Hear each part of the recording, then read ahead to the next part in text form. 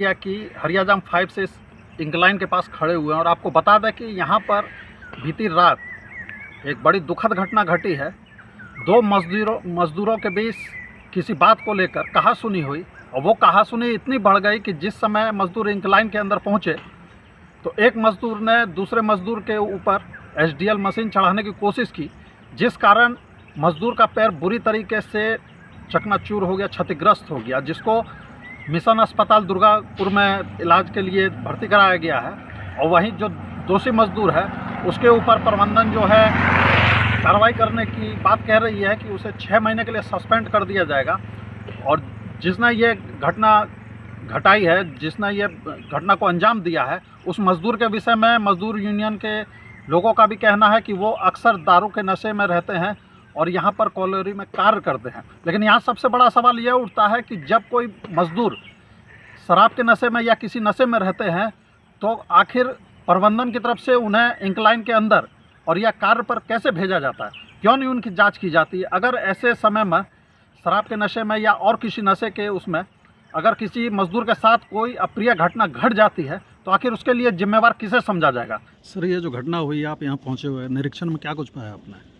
Incident होने के बाद पता चला सुबह 6 बजे ऐसा, फिर हम लोग आए थे, अभी इंस्पेक्शन किए थे और कुछ लोगों से अभी बात करना पड़ेगा। मैं पहले वो विक्टिम को, मतलब जिसको चोट लगा उनको देखना चाह रहा हूँ पहले, मतलब उसका हालत कैसे क्या है वो देखने के बाद कुछ मेरे को भी समझ में आ जाएगा, मतलब किस तरीके से हुआ। अगर वो बात करना चाहे तो फिर उससे बात करने से एग्जैक्ट फैक्ट क्या हुआ वो उनसे पता चल जाएगा। ये ऑपरेटर से भी बात किया था, अभी जांच के लिए आदेश भी दिया था हमें किस तरीके से करना है। फिर नीचे सर्वेयर को भी बोला था कहाँ क्या मेजरमेंट्स लेने हैं, वो सब जांच के बाद फिर सब कुछ पता चल जाएगा। सर, एक और मामला है कि जो ओसीपीआं चल रही हैं कहीं ना कहीं नियमों को ताक पर रख के हैवी ब्लास्टिंग की जा रही है, उस पर क्या कुछ करना चाहिए? ओसीपी का यहाँ जो अंडरग्राउंड में जो ब्लास्टिंग उसके शायद उतना डिस्टर्बेंस नहीं है। नहीं, आसपास जितनी ओसीपीआं चल रही हैं ईसीएल मुगमा एरिया की, उसमें हैवी ब्लास्टिंग से आसपास काफ़ी क्षति पहुंच रही है। बेसिकली मैं मैकेनिकल सेक्शन से, माइनिंग से उतना ज़्यादा जानकारी मैं नहीं दे पा सकता हूँ। मशीन्स के बारे में अगर कुछ बोले तो फिर मैकेनिकल से। और एक मामला है सर, यहाँ शराब पीकर बहुत सारे लोग मजदूर आते हैं और जिसका जांच नहीं होता और खदान में भेजता है, जिसकी वजह से गाइडलाइंस, मतलब कानून डे टू डे जो हम लोग टाइम टू टाइम जो रेगुलेशन में परिवर्तन जो आ रहे हैं उस पर खदान में, मतलब अंडरग्राउंड या ओपन कास्ट में किसी कार्यरत में जाने से पहले उसको हम लोग उसको चेकिंग के लिए एक व्यवस्था होना चाहिए बोल के, मतलब डीजीएमएस से एक प्रावधान भी है। तो उसका पालन करना, सही ढंग से पालन करने से ये सब नहीं होता। तो सर यहाँ पालन तो होता है, नियमों को ताक पर रखकर सर काम किया जाता है। और प्लस जो भी कल जो चोट लगा सर, उनको ना सेफ्टी के अंदर में कुछ भी नहीं दिया गया, सिर्फ कपड़े से बांधकर उसको ऊपर लाया गया था। इसको लेकर क्या कुछ कहेंगे सर? सुनने में जैसा है फर्स्ट एड में कुछ व्यवस्था नहीं रहता है। नहीं, वो जानकारी मेरे को नहीं है, फिर मैं एक बार उनसे बात करने के बाद ये सब मैं बोल सकता हूँ। क्या शुभ नाम हुआ सर आपका? Suresh Kumar, director of mine safety mechanical centre. ये क्या कुछ मामला, कैसे करके घटना घटा है? घटना सर ऐसे घटा कि एक बकेट मशीन हम लोड कर दिए, लोड कर दूसरा बकेट हम लाने गए थे, माल लेके हम आ रहे थे। केबिल मैन जो था मेरा साइड में था, क्योंकि हम दाहिने साइड में मेरा सीट रहता है और वो लोग बाएं साइड में था, जो हमको नज़र नहीं आता है।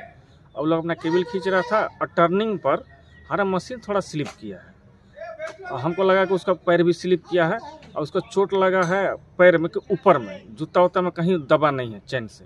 हमको लगता है कि वो उसमें स्लिप करके उसको लगा है, हमारा जहाँ तक है, क्योंकि हम देखे नहीं हैं, क्योंकि हम दाहिने साइड में रहते हैं, हमको नज़र नहीं आता है।